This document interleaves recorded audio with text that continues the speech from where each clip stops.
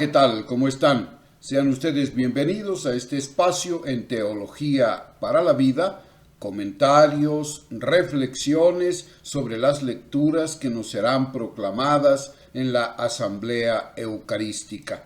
En esta ocasión, con motivo del tiempo del Adviento, la segunda venida del Señor. Los dos primeros domingos los dedicaremos a reflexionar sobre la venida escatológica del Señor, al final de los tiempos, lo que dará cumplimiento a la historia, llevará a la consumación a la historia. Y los siguientes domingos, los dos últimos domingos, estaremos reflexionando sobre la primera venida del Señor, haciendo memorial del significado de la encarnación.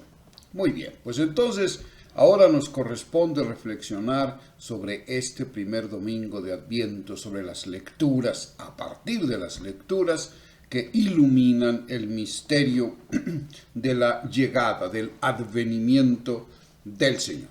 Y empezaremos reflexionando sobre una afirmación, o más que una afirmación, un clamor, un grito, un anhelo que se expresa a través de un clamor del profeta Isaías.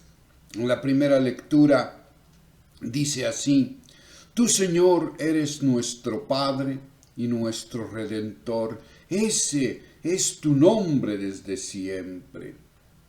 ¿Por qué, Señor, nos has permitido alejarnos de tus mandamientos y dejas endurecer nuestro corazón hasta el punto de no temerte?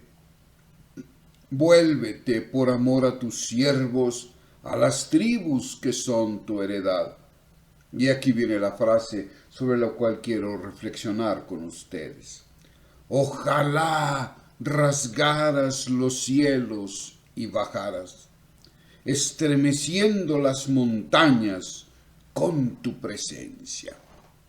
Bueno, aquí es muy importante ubicar en el contexto histórico este texto de Isaías. Ya el capítulo 63 corresponde a lo que hoy los estudiosos denominan el tercer Isaías o trito Isaías, que ya no es el profeta Isaías original, el que dio inicio a toda esta escuela profética isaiana. Aquí estamos ya con el tercer Isaías. Lo que hoy conocemos como el libro del profeta Isaías realmente contiene los escritos de al menos tres diferentes profetas. El Isaías original, después el segundo Isaías y finalmente el tercer Isaías. Estamos en un contexto en el que hace tiempo ha dejado de escucharse la voz profética. Para el pueblo de Israel, la profecía, la presencia de los profetas era fundamental en su vivencia espiritual. El pueblo de Israel no se entiende si no es a partir de la luz que arroja la palabra.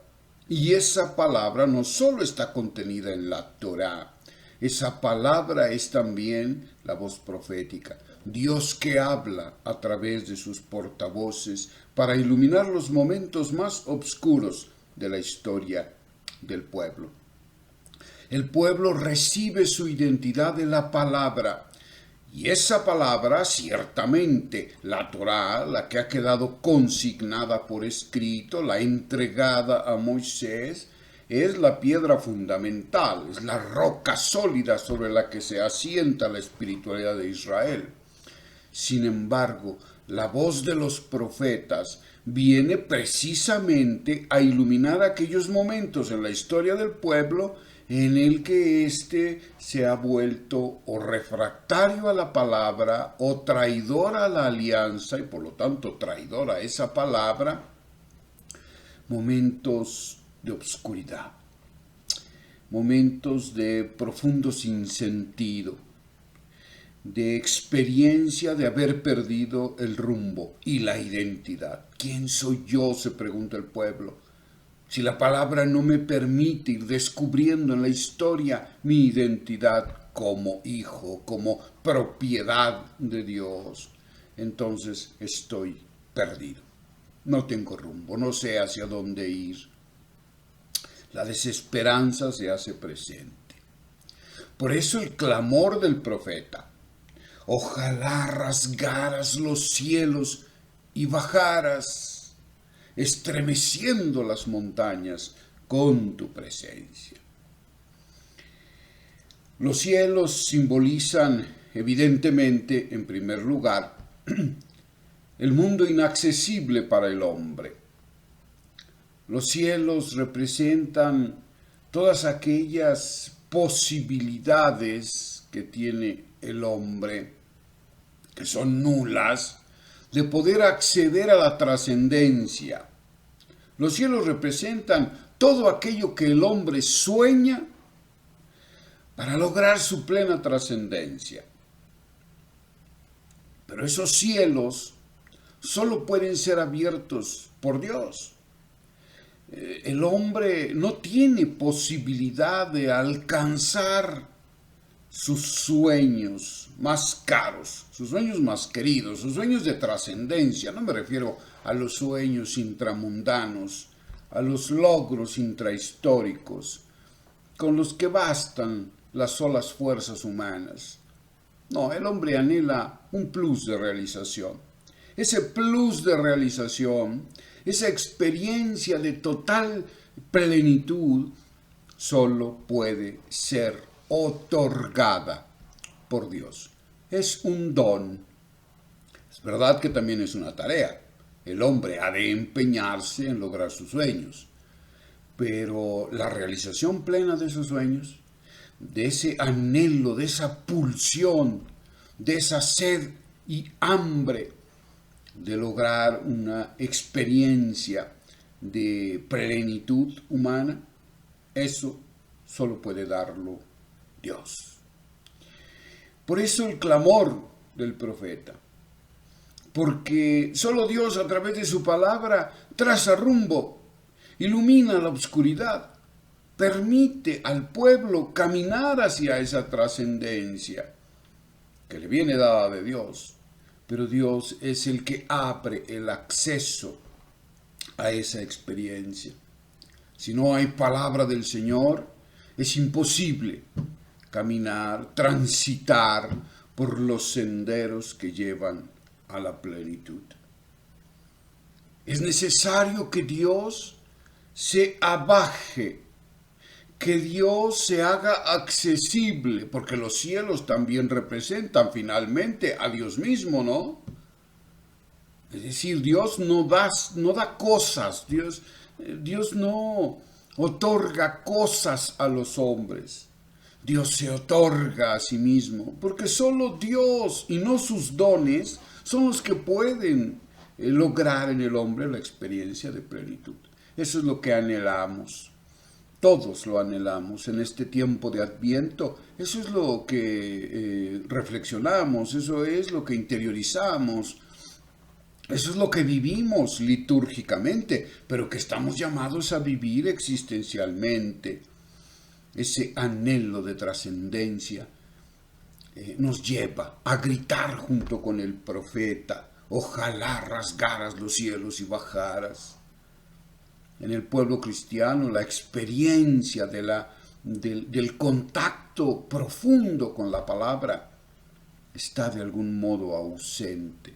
En muchos totalmente ausente. En el pueblo católico, desgraciadamente, hay muy poca referencia vital a la palabra. Apenas se conoce.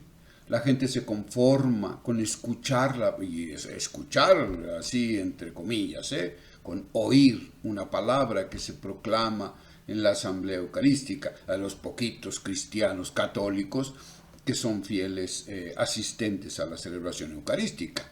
Bueno, dentro de esos poquitos fieles que asisten a la celebración eucarística con asiduidad, pues no hay digamos, una práctica habitual de contacto, de meditación, de interiorización, de convertir la palabra realmente en la columna vertebral de su espiritualidad. La gente se conforma con escuchar, medio escuchar, ¿verdad? Lo que se proclama en la asamblea eucarística, la palabra que se proclama. Y eso a medias, ¿verdad? Es una tristeza. Sin palabra no hay posibilidad de plenitud, porque como decía San Jerónimo, el que no conoce las Escrituras no conoce a Cristo. No conoce a Cristo. No hay posibilidad de conocer a Cristo, de entrar en contacto con Él, si no es a través de la palabra. Una palabra, claro, proclamada, celebrada, vivida en el contexto de la comunidad, en el contexto eclesial, donde verdaderamente la palabra es Dios mismo, Cristo mismo, comunicándose al ser humano, a su pueblo. Y un problema fundamental en la espiritualidad cristiana y que viene reflejada en este clamor de Isaías es el de la idolatría. Las montañas que pide el profeta sean estremecidas con este abajamiento de Dios, con este descendimiento de Dios a la vida humana. Las montañas representan así en plural a los ídolos. Ídolo es cualquier realidad creatural que el hombre entroniza en su corazón. Cualquier realidad creatural que desplaza a Dios en el corazón humano, eso es un ídolo. Entiéndanse ideologías, formas de pensar, eso es una ideología, ¿no? La sistematización de ideas, no sé, la belleza, la salud, otras personas, el dinero, el poder, la salud. Cualquier realidad creatural que entronizamos como absoluta en el corazón y que por lo tanto dirige nuestros destinos, eso es un ídolo. Por eso el profeta grita, clama desde el fondo de su corazón. Ojalá desgarraras los cielos, rompieras los cielos, los abrieras, y entonces tú descendieras, hicieras posible la experiencia del contacto real contigo, estremeciendo las montañas, es decir, desgajándolas, haciéndolas pedazos a todas esas realidades idolátricas de nuestro corazón. La presencia de Dios tendría que ser eso en nuestra vida. Eso es lo que pedimos en este domingo primero de Adviento, el descendimiento del Señor que derrota de manera definitiva todas las idolatrías del corazón humano. Solo esto logrará que por fin el hombre alcance ese sueño añorado desde antiguo. Jesús viene y por lo tanto Dios viene. La presencia de Jesús en nuestra vida tendría que ser profundamente desinstaladora, profundamente desgarradora. La presencia de Jesús no puede reducirse al simple sentimentalismo, ¿verdad? Como cada Navidad que celebramos al pequeño niño en el pesebre y de algún modo nos enternecemos, ¿no?, por su figura regordeta y tierna. No, la presencia de Jesús, este Jesús que está viniendo, este Jesús que desciende, este verbo que se hace hombre, tendría realmente que trastocar toda nuestra existencia. Ese es el significado real del Adviento, prepararnos para ese desgarramiento profundo que la llegada del Hijo del Hombre causa en nuestra vida. Desgarradura que nos lleva a la plenitud. Muchas gracias, cuídense muchísimo y vivan a fondo la espiritualidad de este tiempo de Adviento. Hasta luego.